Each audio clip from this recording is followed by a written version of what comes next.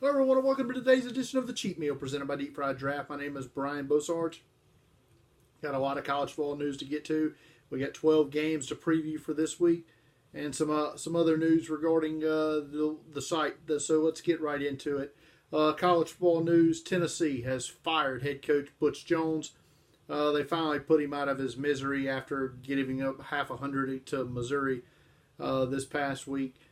For some reason, the hashtag groomers won't go away, as John Gruden is constantly being rumored to be the next head coach at Tennessee. Still not buying it until I see it.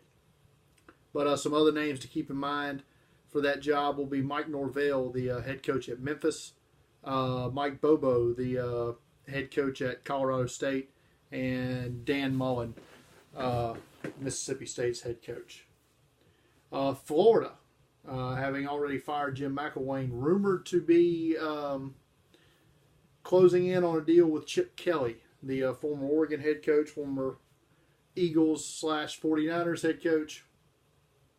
The SEC has a rule about hiring coaches that have a former NCAA show cause penalty, which Chip Kelly does, that they have to clear with the SEC office.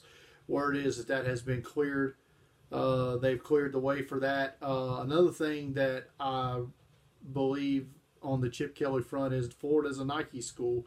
I know he had a good relationship with Nike CEO Phil Knight.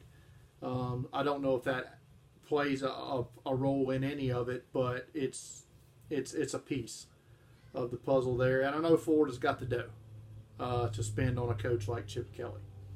But if he doesn't, other names there will be Scott Frost, the head coach at UCF, and Dan Mullen as well from Mississippi State. Wyoming junior quarterback Josh Allen sprained the AC joint in his throwing shoulder. He may be able to play this week if he does graduate, which in December, which he should. Could also be a Senior Bowl participant, but he may miss this week as well. So we'll have to see with the shoulder injury there for Allen. Hayden Hurst, junior tight end from South Carolina.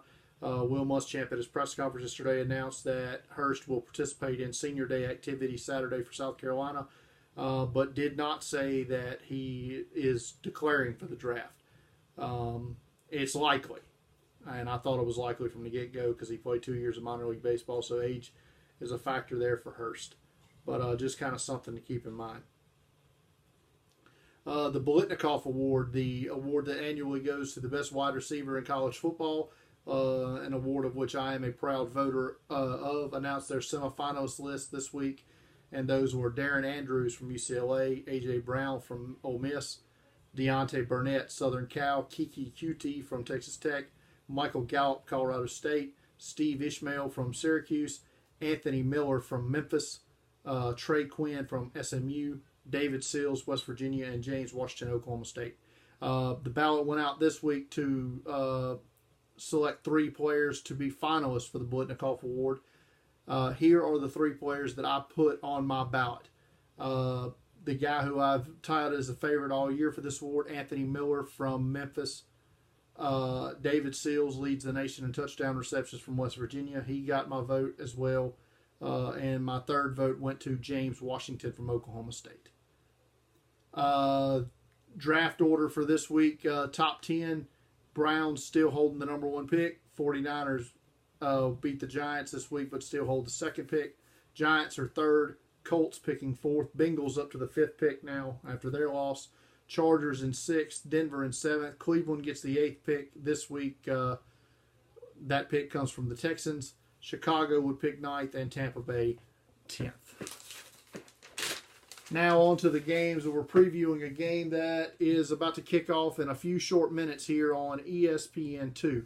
Western Michigan at Northern Illinois, and what will be a fun matchup to watch in this one will be Western Michigan senior offensive tackle Chukwuma Okorafor as he goes against a guy I really like, redshirt sophomore edge rusher from Northern Illinois, Sutton Smith, number 15.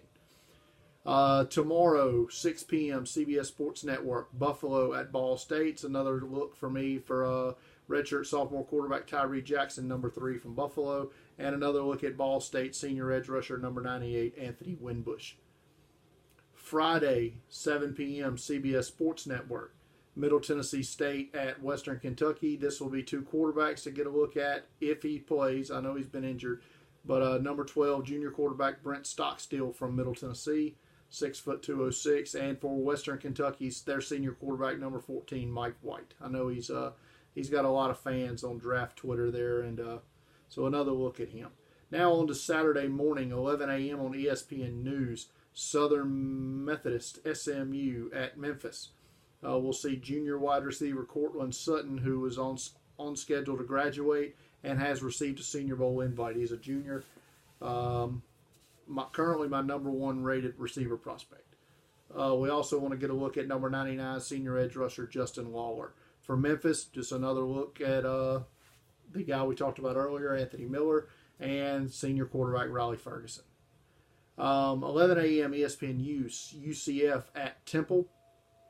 UCF trying to stay unbeaten and claim the Group of Five's New Year's Six Bowl berth. For Temple, we want to get a look at number 5, senior wide receiver Keith Kirkwood, 6'3", 220. 11 a.m. on ABC, Virginia at Miami. This game had Virginia won last week. Could have gone away to decide the Atlantic or Coastal, whatever division they're in. But Virginia lost, so Miami clinched their division berth. But for Virginia, let's get another look at a guy who I think could get a Senior Bowl invite, number 6, senior quarterback Kirk Benkert. Also want to get a look at their junior corner, number 21, Juan Thornhill. For Miami, let's get a look at senior offensive tackle, number 52, Casey McDermott, a 6'6", 315-pounder.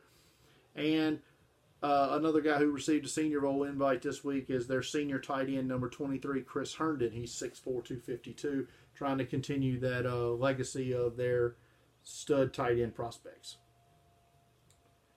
2:30 on CBS Sports Network, San Jose State at Colorado State. For San Jose State, we'll look at senior corner, number 21, Andre Chachere. He's 6', 200. And for Colorado State, we'll see if he matches up with number 4, senior wide receiver Michael Gallup, a Biletnikoff semifinalist, 6'1", 200.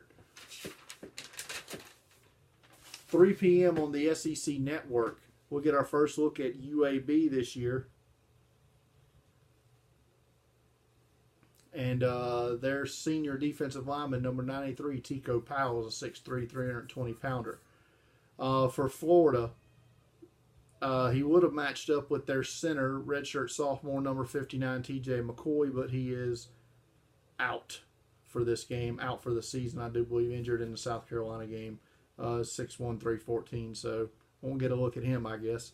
But do take a look at Martez Ivy, who's playing tackle, who I project inside at guard. 3 p.m. on the SEC Network alternate channel is Wofford at South Carolina. There's really no reason to watch this game if you're not a South Carolina fan or a Wofford fan. I don't have any players projected for Wofford here. I'm just watching this because it's South Carolina. For South Carolina, you don't want to see anybody get hurt. Try not to get embarrassed by losing to an FCS team. And yeah, at this time I like to plead with Athletic Director Ray Tanner, stop scheduling these stupid option teams. No good comes from it. None. No good comes from playing a triple option team on your schedule if you don't have to. If they're not in your conference, don't schedule them. It's dumb. Boston College against UConn, 6 p.m. on CBS Sports Network. This game will be played from historic Fenway Park. For Boston College, senior edge rusher number 7, Harold Landry, struggled to stay healthy this season. He didn't play last week, may not play in this game. We'll see. For UConn, let's get a look at a couple of defenders. And number 93, senior defensive lineman Folorunso Fatakasi, a 6'3", 298-pounder, and their senior linebacker, number 11, Junior Joseph, 6'1", 242. 6 p.m. on ESPN is LSU at Tennessee. For LSU, a couple of juniors that I fully expect to declare for the draft, junior running back Darius Geis and junior edge rusher Arden Key.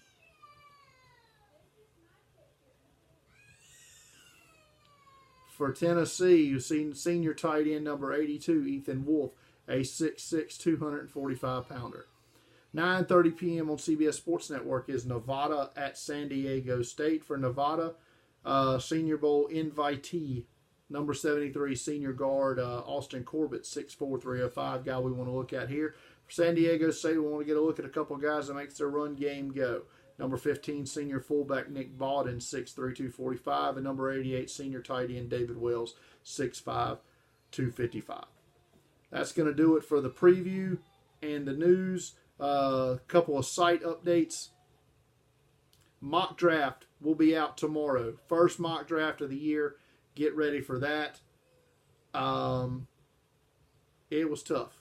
I mean, it's a mock draft in mid-season without any information or whatever, so it's going to look horrible. But it's coming out tomorrow, so check it out. Also, all the position rankings and my top 100 rankings are updated to sites. You can check that out as well.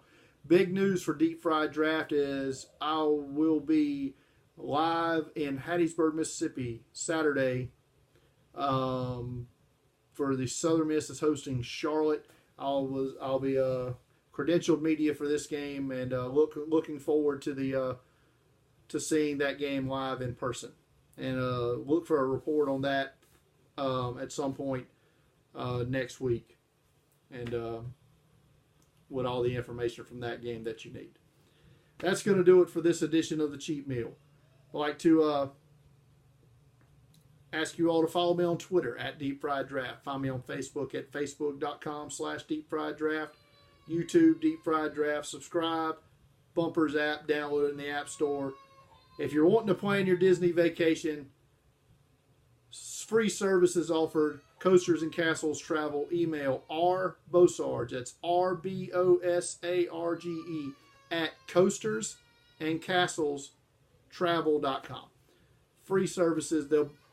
They'll plan your trip for you. All you have to do is show up and spend money. Thanks for listening. Thanks for watching. Until next time.